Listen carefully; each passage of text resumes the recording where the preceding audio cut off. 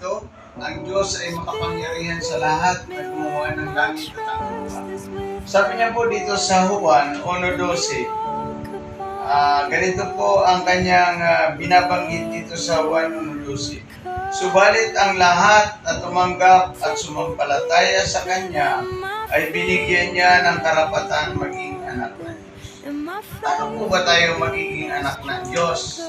Kung tayo magsisisi at tatalikod sa ating mga kasalanan at tatanggapin si Jesucristo bilang Panginoon at tagapagligtas, ito yung assurance of salvation na may susulat tayo sa aklat ng buhay doon sa kalangitan.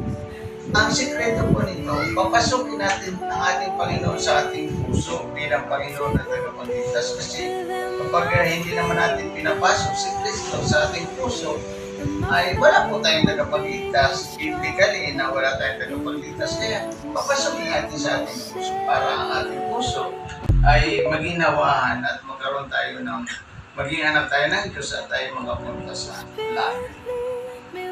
Okay. Pastor, ano po yung sinasabi dito ni Rika? Ano po yung apat na P? Rika, purihin ang Panginoon. Ang apat na P, yan ang daan papunta sa langit. For peace, the way in heaven. Apat na P, ang daan papunta sa langit.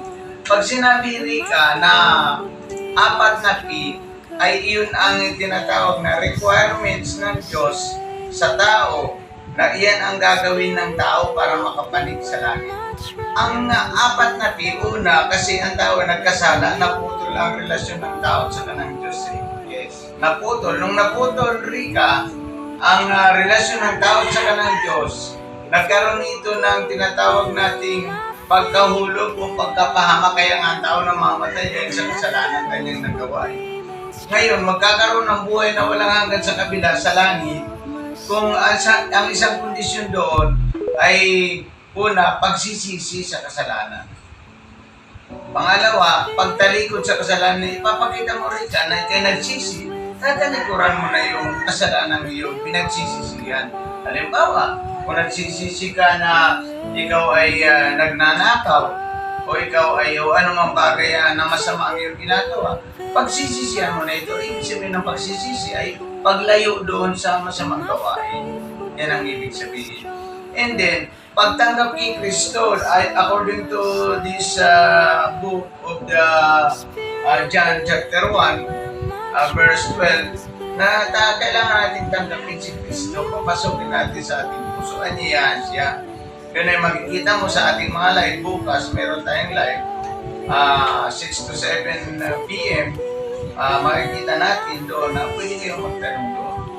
Rika, dito ipinapakita na kung tatanggapin mo si Kristo sa iyong puso, papasukin mo, anyayahan mo, meron kang tagapagligtas at ikay magiging anak ng Diyos. Ipinangako yan sa 1:12.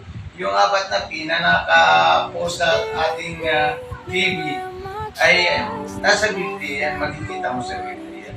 And then, kapag ikaw ay pinapasok mo si Kristo sa iyong puso, ikaw ay isusulat ng Diyos ang iyong pangalan sa aklat ng buhay or ma-accept na ikaw ay anak ng Diyos. Tatanggapin ka ng Panginoon na ikaw ay anak ng Diyos sapagkat tinanggap mo ang Panginoon. Rika, ang apat na P, yan ang daan papunta sa langit. Kung gusto mo talaga rin kang makapasok sa langit, pagsisihan mo muna ang iyong kasalanan. Pangalawa, pagtalikod sa kasalanan. Pangatlo, pagtanggap kay Jesus bilang Panginoon mo at tagapagligtas. Pang-apat, pagsulat naman ng Diyos sa iyong pangalan sa aklat ng buhay. Salamat, Rika, sa iyong katanungan. Iyan ang requirement ng Diyos para tayo makarating sa langit. Apat na. Yan.